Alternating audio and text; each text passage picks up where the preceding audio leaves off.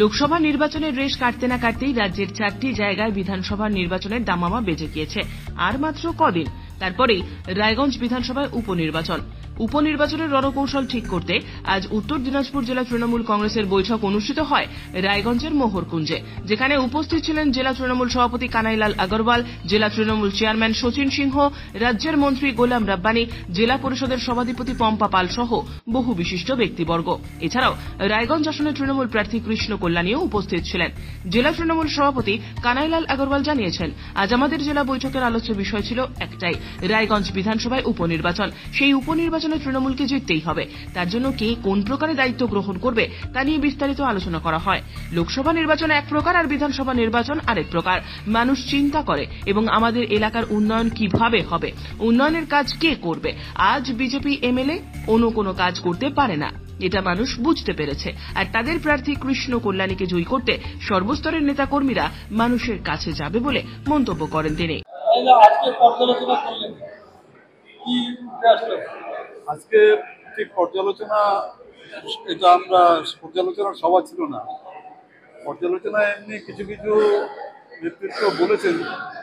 আজকে আমাদের জেলা মিটিংয়ে আলোচ্য বিষয় একটাই ছিল, রায়গঞ্জ বিধানসভায় যে উপনির্বাচন হচ্ছে সেই উপনির্বাচনটাকে আমাদেরকে জিততে হবে।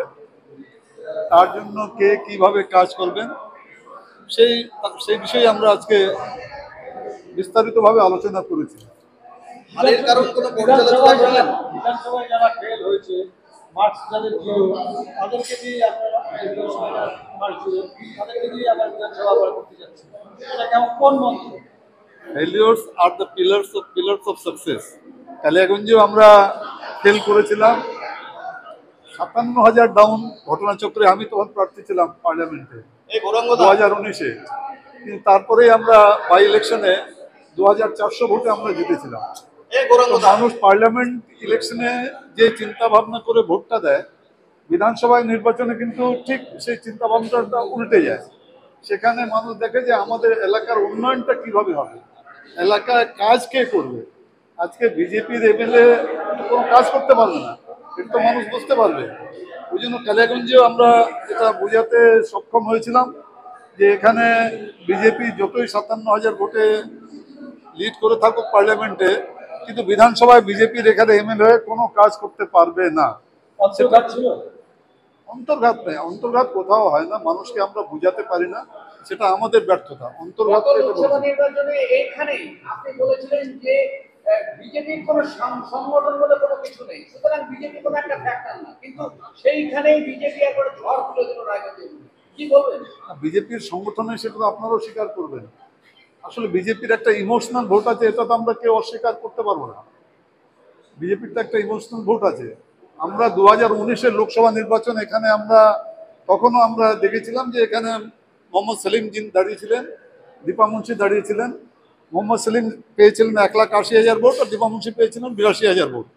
তখনও আমরা এইবার এই প্রচারেও আমরা বলেছিলাম যে যারা ভোট দিয়েছেন মোহাম্মদ সেলিমকে বা দীপা মুন্সিকে, তারা কিন্তু কেউ চায়নি যে বিজেপি জিতুক, কিন্তু এই ভোট কাটাকাটির জন্য বিজেপি জিতলো।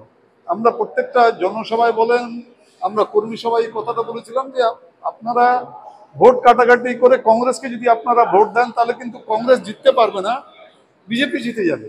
কংগ্রেস একটা জাতীয় দল, তাকে আপনারা বলছেন ভোট কাটাকাটি কেন? এই জন্য বলছি যে ওদের কংগ্রেসের কোনো সংগঠন নেই। আপনারা দেখেন না, পেয়েছে তো 14,500 ভোট। সংগঠন থাকলে কি পার্লামেন্ট ইলেকশনে কংগ্রেস 14,500 ভোট পেত? এর আগে যেটা ভোটটা হয়েছিল রায়গঞ্জে তো 14,500 ভোট আছে কংগ্রেসের মাত্র। এর আগে বিধানসভা নির্বাচনে যখন 2021-এ আমিও তো দাঁড়িয়েছিলাম এখান থেকে, কংগ্রেস পেয়েছিল মাত্র 17,500 ভোট। কংগ্রেসের কোথাও কিন্তু কোনো সংগঠন নেই।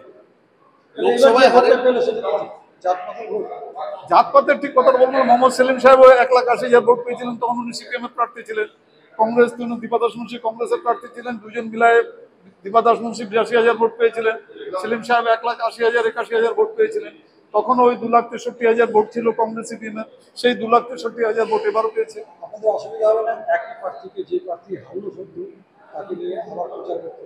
না, প্রচার করতে কোনো অসুবিধা এই জন্য হয় না যে মানুষ হেরে শেখে। তো যে প্রার্থী আমাদের হয়েছে, যিনি লোকসভা প্রার্থী ছিলেন, তিনি সেই সময় রায়গঞ্জে অতটা সময় দিতে পারেননি। যেহেতু 7টা বিধানসভা ছিল, আর ওনার একটা কনফিডেন্স ছিল যে রায়গঞ্জ যেহেতু হোম কনস্টিটুয়েন্সি আছে, এখানে আমি একটু সময়টা কম দিলেও অন্য বিধানসভায় যদি বেশি দিই তাহলে আমার রেজাল্টটা হয়তো ফেভারেবল হবে। আসলে এখানে ওই রকম কোনো অসুবিধা নেই যে ওই ক্যান্ডিডেটটা রিটার্ন করাতে কোনো সমস্যা।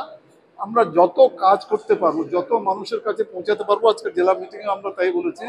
এক তো আমাদেরকে লক্ষ্মী ভাণ্ডারের যারা প্রাপকরা যারা আছেন, মহিলারা যারা, তাদের কাছে আমাদেরকে যেতে হবে। আমাদের মহিলা সংগঠনকে আমি দায়িত্ব দিয়েছি যে ওনাদেরকে মহিলা সংগঠন থেকে বেশি করে কাজ করতে হবে। কারণ আমি আমার অভিজ্ঞতা থেকে বলছি যে স্বামী বিজেপিকে ভোট দিয়েছে কিন্তু স্ত্রী তৃণমূল কংগ্রেসকে ভোট দিয়েছে। There are lot of cases like this, অনেকগুলো কেসেস এরকম আছে। তো আমরা যদি মহিলা সংগঠনটাকে ঠিক মতো করে নামাতে পারি, আর আমরাও যেরকম কালিয়াগঞ্জে যেরকম আমরা নেমেছিলাম সবাই মিলে, সেইভাবে আমরা এবার নামতে পারি। যদি কোনো জায়গা নেই আমরা নামবই, আর আমরা এই সিটটা আমরা জিতবই।